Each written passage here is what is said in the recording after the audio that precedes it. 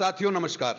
आज खास चर्चा बजट 2026-27 जिस पर बारीकियों से परिचित कराने के लिए और उसको सरल भाषा में आपको समझाने के लिए इस समय भारत फर्स्ट टीवी के मंच को साझा किया है हमारे विशेष मेहमानों ने, जिनको मैं एक-एक करके आपका परिचय कराऊंगा। आप हैं मैं विचित्र शर्मा और यहाँ पर कर अधिवक्ता के रूप में कार्यरत हूँ और जितना भी मेरी समझ है, जितना मैंने समझा है इस बजट को, क्योंकि समय बहुत कम था, भाई साहब का फ़ोन आया, समय कम था, इसलिए जितना मैं समझ में आया है, मैं आपको बताने का प्रयास करूँगा। धन्यवाद शर्मा जी। आप हैं मैं शांति भूषण वर्मा, मैं अध्यापक हूँ और राष्ट्रीय शैक्षिक महासंघ प्राथमिक संवर्ग में मेरे पास जिले का दायित्व है। बहुत अच्छा। और आप हैं विशेष मेहमान अरुण गोयल, व्यापारी प्रतिनिधि, मुरादाबाद। धन्यवाद गोयल साहब। तो पहला प्रश्न मेरा श्री वर्मा जी से, इस बजट के मुख्य बिंदु क्या-क्या हैं जिनको अपनी सरल भाषा में थोड़ा-सा प्रकाश डालेंगे? जितना मैं समझ पाया हूँ ये 140 करोड़ भारतीयों के भविष्य को सुरक्षित करने की दिशा में बहुत अच्छा बजट माननीय वित्त मंत्री जी ने पेश किया है। जैसे हम इसमें देखें कि गवर्नमेंट ने रक्षा क्षेत्र के लिए बहुत बड़ा कैपेक्स इसमें बढ़ाया है, जो पहले था उससे भी आगे जाके उसमें उन्होंने के लिए आवंटन किया है। और आज का जो परिदृश्य चल रहा है, जो वैश्विक परिदृश्य है, जिसमें हम अस्थिरता और अनिश्चितता देख पा रहे हैं, तो ऐसी परिस्थितियों में भारत को अपने रक्षा क्षेत्र के लिए बजट का आवंटन बढ़ाना, ये समय की मांग, जिस पर माननीय वित्त मंत्री जी ने पूरा बहुत बढ़िया अच्छा काम किया है। इससे हमारे रक्षा क्षेत्र को बहुत बड़ा फायदा होगा और हम रक्षा क्षेत्र में अपनी मजबूती के साथ-साथ आत्मनिर्भरता की ओर बढ़ेंगे। शर्मा जी, आर्थिक विकास, औद्योगिक सशक्तिकरण और इसको समावेशी बजट भी कह रहे हैं।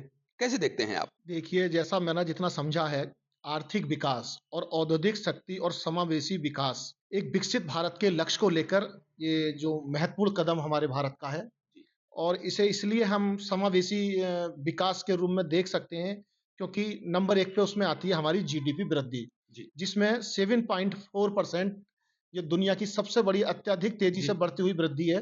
इन्होंने 2025-26 में अपना लक्ष्य रखा है। अगर इसी दृष्टि में हम आगे बढ़ते हैं, तो आ जाता है हमारा पूंजीगत व्यय के रूप में आ जाते हैं, जिसमें लगभग 12.2 लाख करोड़ इन्होंने इसका निवेश किया है, ताकि अर्थव्यवस्था जो है हमारी निवेश की माँग बनी रहे। इससे अच्छे से अच्छे हमारे पास निवेश आएँगे, तो हमारे पास पूंजीगत व्यय होगा। उसी के साथ औद्योगिक शक्ति, जिसमें बायोफार्मा मैन्युफैक्चरिंग का ग्लोबल हब बनाने के लिए लगभग 10,000 करोड़ की योजनाएँ भारत सरकार 2025-26 में शुरू करेंगी। इसी के साथ मेक इन इंडिया जी।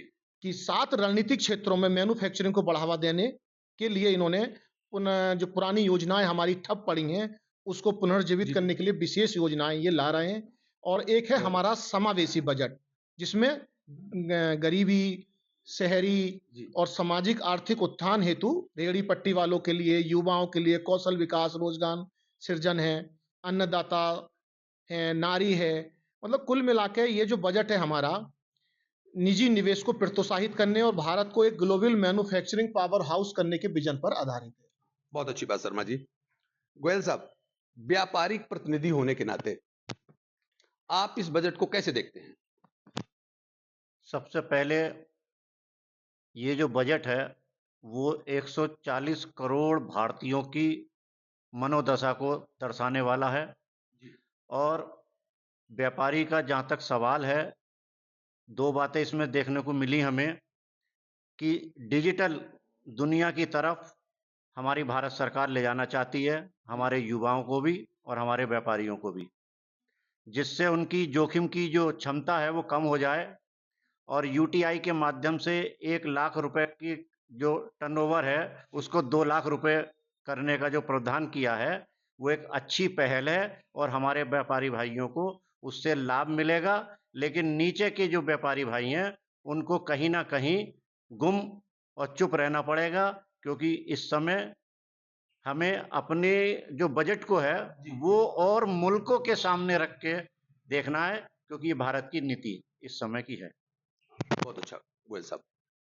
वर्मा जी, चिकित्सा और शिक्षा इस क्षेत्र में आप कैसे देखते हैं? इस बजट में क्या प्रावधान किए गए हैं? इस बजट में जैसे जो कैंसर और जो कुछ और बड़ी गंभीर बीमारियां हैं, जी, बिल्कुल। उन पे कुछ ऐसे कदम उठाए गए हैं इस बजट में जिससे वो दवाइयाँ सस्ती हों। जी। तो बट नेचुरली इसमें जो है जो हमारा बड़ा जनसंख्या है और काफ़ी लोग ऐसी गंभीर बीमारियों से पीड़ित हैं, उनको लाभ मिलेगा, उनको फ़ायदा होगा। मध्यम वर्ग को भी इसमें जो है फ़ायदा मिलेगा, मध्यम वर्ग भी इससे जो है राहत महसूस करेगा। और महिला सशक्तिकरण के लिए जैसे इसमें कहा गया है कि हर एक जनपद में एक गर्ल्स हॉस्टल बनाया जाना है, उसके लिए भी इसमें प्रावधान किया गया है। तो कुल मिला के बड़ी अच्छी बातें हैं इसमें, बजट स्वागत योग्य है। बहुत अच्छा। शर्मा जी, युवाओं के रोजगार के लिए क्या प्रावधान है बजट में? युवाओं के जो इस बजट में है, युवाओं को बड़ा ध्यान में रखते हुए ये बजट तैयार किया गया है। इसमें युवाओं को कौशल संपन्न बनाने, उन्हें सीधे रोजगार से जोड़ने के लिए इस बजट में कई महत्वपूर्ण घोषणाएँ हैं, जो तैयार हैं। जैसे कि शिक्षा रोजगार पहल, जी। यूनिवर्सिटी टाउनशिप, जी। रोजगार से जुड़े प्रोत्साहन में हो गई नौकरी को लेकर इन्होंने 15,000 तक की प्रोत्साहन राशि दी जाएगी, जो हाँ ईपीएफ में पंजीकृत होने पर कर्मचारियों को। कौशल विकास और इंटर्नशिप, भविष्य के कौशल स्कूलों में युवाओं के लिए एआई सिस्टम, डिजिटल टूल्स को प्रशिक्षित करने पर इन्होंने जोर दिया है। स्वास्थ्य सेवा क्षेत्र है, अगले 5 वर्षों में 1 लाख लगभग स्वास्थ्य पेशेवरों को तैयार करने के लिए।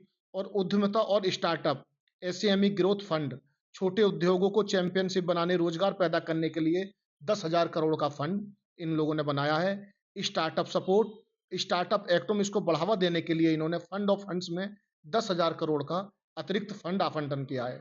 अगर हम निष्कर्ष रूप में इसमें देखते हैं, तो मुख्य उद्देश्य केवल नौकरी देना ही नहीं है, बल्कि युवाओं को कौशल संपन्न बनाकर उन्हें विनिर्माण सेवा क्षेत्र और उद्यमिता में सक्षम बनाना है, जिसका इन्होंने ध्यान में रखते हुए बजट तैयार किया है। जी, वर्मा जी, कमजोर वर्ग के लिए, जिसको मैं समझता हूँ सबसे ज़्यादा पूरे वर्ष उसकी दृष्टि बनी रहती है कि सरकार हमें क्या दे रही है, आप क्या कहना चाहेंगे?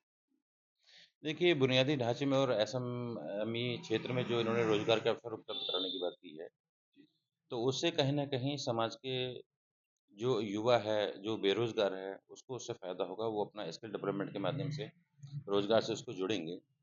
समाज के जो कमज़ोर तबका है, उसको भी जैसे ये जो दवाइयों में इन्होंने छूट दी है, रोज़गार के अवसर पैदा करने की बात की है, पर्यावरण सुरक्षा की बात करी है, महिला सशक्तिकरण की बात करी है और सबसे बड़ी बात बुनियादी ढाँचे का विस्तार में जो ये कैपेक्स ला रहे बहुत हैं, अच्छी बात। जो इंफ्रास्ट्रक्चर, लॉजिस्टिक्स और रेलवे फ्रेट कॉरिडोर बनाने की जो बात हुई है, उसके लिए जो बजट रेगुलेशन हुआ है, ये समाज को आगे बढ़ाने की दिशा में ही प्रयास है। जी, बहुत अच्छी बात है। गोयल साहब, बहुत बड़ा तबका है मध्यम वर्ग हमारी इस व्यवस्था में। कैसे देखते हैं आप इस बजट को उस वर्ग के लिए, मध्यम वर्ग के लिए? मैं तो आज इस चैनल के माध्यम से, भारत फर्स्ट के माध्यम से यही कहना चाहूँगा कि भारत सरकार ने जो बजट बनाया है, वो पूरे भारत को ध्यान में रखते हुए वेशभूषा के हिसाब से, भाषा के हिसाब से, उसके आबादी के हिसाब से जो बजट पेश किया है, देखने में बहुत अच्छा है। लेकिन अभी खुल के बहुत सारी बातें नहीं आई हैं, जिससे ये आम मध्यम व्यापारी या मध्यम वर्ग का व्यक्ति ये महसूस करे कि मुझे कुछ फ़ायदा होने वाला है। इसलिए नॉर्मल सा बजट है बस। शर्मा जी, अगर रक्षा बजट पे बात करें, अगर हमारे देश की सीमाएँ सुरक्षित हैं, तो हम सुरक्षित हैं। तो रक्षा बजट के पर आप क्या कहना चाहेंगे कि गत वर्ष के और इस वर्ष के उसमें क्या संतुलन रखा है उन्होंने और कैसे? अगर हम सुरक्षा की दृष्टि से देखें, जी। तब इन्होंने रक्षा बजट में लगभग पिछला जो हमारा बजट था, उससे इन्होंने 15% बढ़ाते हुए इस बार हमारा बजट पारित किया है, जिसमें हमारे जितने भी आधुनिक संसाधन हैं, जो कि हमारे सुरक्षा में इस्तेमाल होती हैं, जी। उनको खरीद-फरोख्त के लिए अतिरिक्त व्यवस्था है और बजट बहुत अच्छा है। लेकिन जहाँ तक भाई साहब की बात है कि मध्यम वर्ग वाली बात, वास्तव में मध्यम वर्ग के लिए इस बजट में कुछ नहीं है। बहुत अच्छी बात। एक बहुत बड़ा तबका है कर्मचारी वर्ग का और पेंशन भोगियों का। वर्मा जी, इस बजट में कर्मचारियों के लिए और पेंशन वर्ग के लिए क्या व्यवस्था है? ये बजट क्योंकि भविष्य को ध्यान में रखते हुए तैयार किया गया है, तो इस बजट में कोई इमीडिएट लाभ जो है वो पेंशनभोगी वर्ग को या वेतनभोगी वर्ग को उस पे जो है ये प्रतीत नहीं होता है, ये दृष्टिगत नहीं होता है। लेकिन फिर भी जो स्टैंडर्ड डिडक्शन है वो 75,000 तक की बढ़ा दिया है, तो कहीं न कहीं एक मामूली सी राहत देने का प्रयास उसमें भी किया गया है। बाकी मेजर बेनिफिट बजट से पेंशन भोगियों को और वेतन भोगी कर्मचारियों को कुछ नहीं। जी, वर्मा जी। गोयल साहब, आम आदमी ये जानना चाहता है बजट के बाद, भाई क्या सस्ता हुआ, क्या महँगा हुआ? तो क्या कहना चाहेंगे आप? जहाँ तक सस्ते और महँगे का सवाल है, जब डिजिटल की दुनिया में हम अपने भारत देश को ला रहे हैं, तो सारी जो चाल है, वो सरकार के हाथ में रहेगी। जी, बिल्कुल। और जब सरकार के हाथ में रहेगी, तो बाज़ार का जो उतार-चढ़ाव है, वो सब सरकार के हाथ में रहेगा। जो व्यापारी वर्ग है, वो तो एक कमीशन के तौर से अपने आप को, अपने परिवार का पालन-पोषण करेगा। ये मेरी प्रतिक्रिया है। बिल्कुल सही। शर्मा जी, आत्मनिर्भर भारत वर्तमान सरकार की आत्मा है, जो मैं देखता हूं और जो पब्लिक भी देखता हूं। इस दृष्टि से क्या प्रावधान किए गए हैं इस बजट में? देखिए, सर्वप्रथम हम विकसित भारत जी, पे अगर हम बात कर रहे हैं, तो विकसित भारत जो है ना, मुख्य इंजन है हमारी गवर्नमेंट का, जी, जिसमें सरकार ने डाटा सेंटर, सेमीकंडक्टर और कृत्रिम उद्यमिता जी, को मजबूती देने के लिए बड़े प्रावधान किए हैं, जिसमें आ जाता है नंबर 1 डेटा सेंटर और क्लाउड के लिए टैक्स हॉलिडे। जी, दूसरा आता है सुरक्षित डेटा। अब भारतीय ग्राहकों को जो सेवाएं मिलेंगी, उसमें गवर्नमेंट ने प्रयास किया है कि एक डरा रहता है व्यक्ति, हमारा एक आम आदमी डेटा को, तो उसको जो मशीन लर्निंग वाला पार्ट था, उस पे अभी भी काम चल रहा है। मतलब एआई को अभी भी डेटा फीड कराया जा रहा है। और एआई जब आगे जब उत्पादकता में उसको जब उसके कन्वर्जन की बात करते हैं हम, जैसे हमने मान लिया उससे कुछ पूछा, या जैसे मेडिकल के फील्ड में जैसे वो रोबोटिक्स वाला ऑपरेशन वाला जी, जी, होता है, जी, उसमें एआई यूज़ होता है। और भी कई सारे सिमुलेशन के फील्ड में एआई यूज़ होता है, और टीचिंग में भी एआई अभी आ गया जी, है। सेल्फ ड्राइविंग कार जो टेस्ला बनाने की बात कर रहे हैं, बिल्कुल। उस पे उनका प्रोटोटाइप आ गया है। जब हम इस लेवल की बात करते हैं, तो एआई कहीं न कहीं भविष्य में हमारे लिए लाभदायक होगा। लेकिन हाँ, अति सर्वत्र वर्जित। अगर अति से ज़्यादा अगर इसकी हम करेंगे, अगर इसकी फील्ड में बहुत ज़्यादा इस पे हम भरोसा करेंगे, यानी कहीं न कहीं एआई को ध्यान में रखते हुए हमें कहीं न कहीं एक चेक लगाना पड़ेगा अपने आप कि हमें किस सीमा तक इसका उपयोग करना है और किस सीमा तक के बाद इसको जो है इस उपयोग में नहीं लाना है। वैसे निश्चित तौर पर एआई जो है वो मानवता के भलाई के लिए है, मानवता के हित में ही काम करेगा। बहुत अच्छी बात वर्मा जी। और बहुत ही सदी हुई बात आपने बोला कि हमको कहीं न कहीं चेक लगाना पड़ेगा। आज मोबाइल का दुरुपयोग दोनों दृष्टि से हो रहा है, लेकिन कहीं चेक नहीं लगाते हैं, ना हम ना हमारे बच्चे। तो दुष्परिणाम और सत्परिणाम दोनों सामने हैं। तो बिल्कुल सही बात है। इसी कड़ी में मैं गोयल साहब से जानना चाहूँगा, मझोले और छोटे उद्योगों के लिए क्या व्यवस्था लगती है आपको?